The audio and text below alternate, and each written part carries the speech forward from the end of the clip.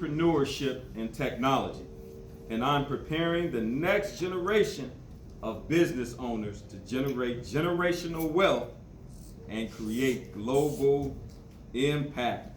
Since 2004, I've helped entrepreneurs launch their business ideas, earn thousands of dollars for their business venture, and sustain their entrepreneurial passion.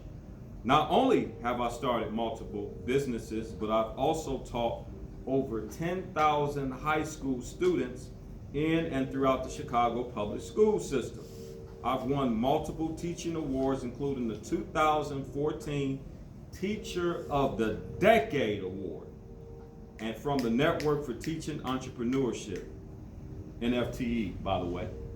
Over the past 5 years, I have taught entrepreneur workshops and classes all over the world, including Harvard Business School, Lewis University, Chicago State University, DePaul University, and the other one I can't pronounce. The University of Guanajuato in Guanajuato, Mexico. There we go. Now that I've collected a plethora of experiences, I'm here to share them with you. Aren't you tired of the frustrations of starting a business? I will help take that frustration away. Schedule the time, and right now is the moment.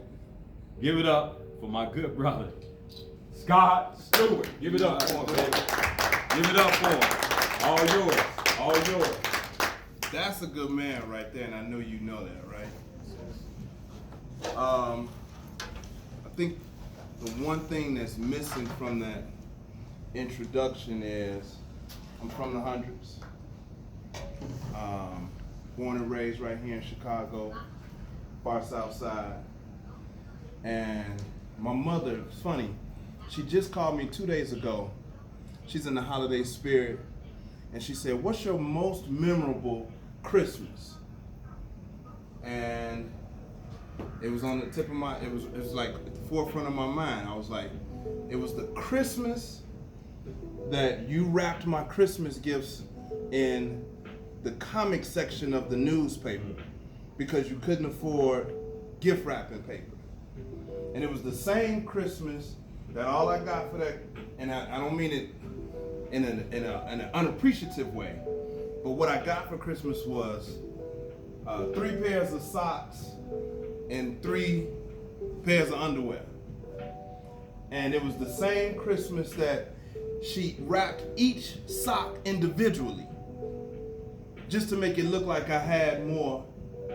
You know, socks come in 3. It's six socks. It's 3 pairs in a pack.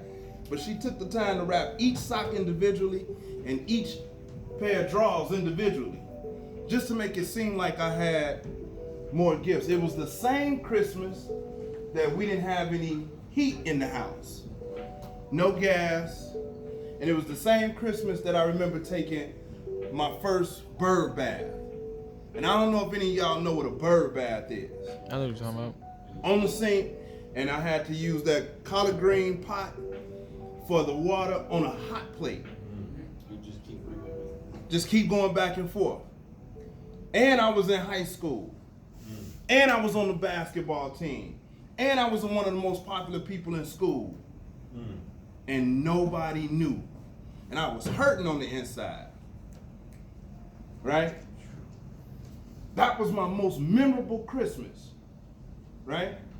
And not in a Christmas is bad, although this morning I just told my girl she playing Christmas music and I literally walked out the door and said, "Bah humbug."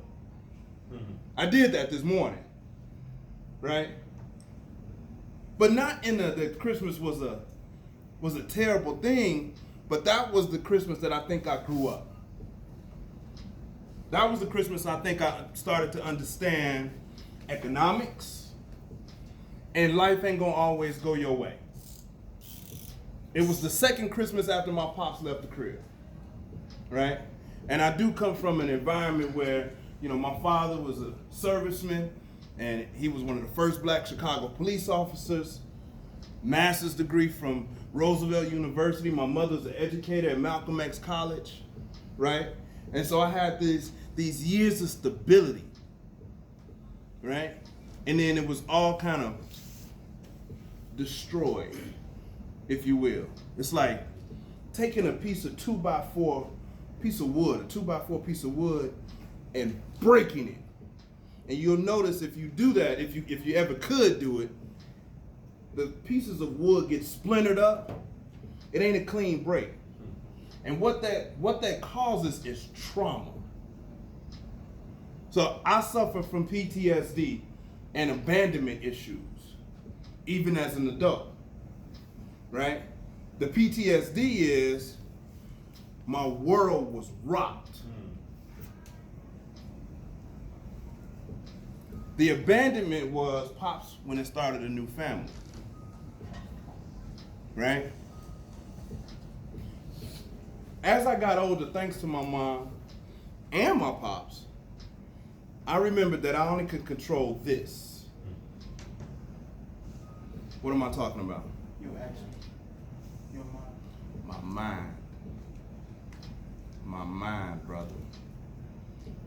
What you tell yourself about yourself is true. What you tell yourself about yourself is true. Right? So I really had to start figuring out how I was going to tell myself a different story. This is all before I can even begin to handle business.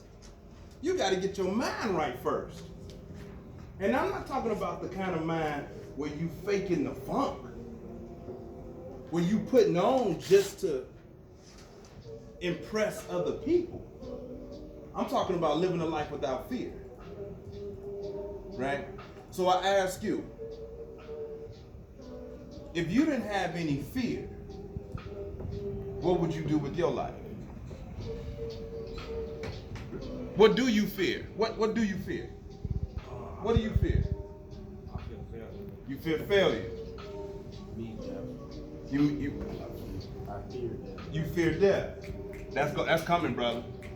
Everybody going that route. But I don't want it early. I want it like when I'm You get no control over it. Everybody going. You fear what? Oh, I was just saying it's inevitable. it's inevitable. So what would you do if you didn't have any fear? If I ain't have no failure, I'll do anything I ever wanted to do. Like what? Like what is it that you? Like, let's say if I was scared to talk to the teacher, if I wasn't, like, had that feel that it's not gonna go nowhere, I'll go talk to them anyway. Deal with the outcome. Nice.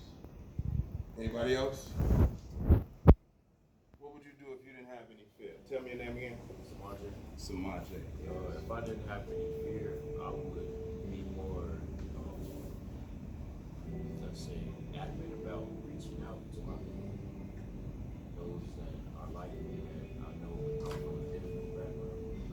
I would be more strategic in a way of helping them. Okay. All right. Anybody else? Yes, sir. Me, what was it? If you didn't have any fear, what would you do? If I ain't had no fear, I'd like that can make you do a lot of things like opportunity wise. Like if you ain't have no fear and like say he a person I don't know, but he trying to get our job, and if I ain't had no fear, like say I was scared to talk to him, and if I ain't had that fear, I wouldn't be scared to talk to him. I'd just be asking him and what about asking him around. You go for it. Right. You go for it. You had your hand up. I don't really have a fear, but I'm against the real because, in a way, it's all a system, and there's no such thing as a fact. There's no such thing as A fact. a fact. What do you mean? It's based on what the majority think. What a fact is. The fact is based off the majority thing. Explain that. Let's say,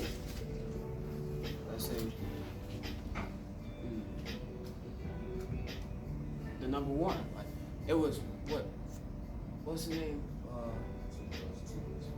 2 + 2 is 4 is what people, the majority of people think. But what if 2 + 2 is really 3? And somebody with a big following posted that said that if it caused everyone to believe that 2 + 2 is 6, then that would be the majority against the minority believing that 2 + 2 is 6. unless you could prove, unless you had a proven theory that justifies why 2 plus 2 is 4 and or 2 plus 2 is 6, right? You have something else?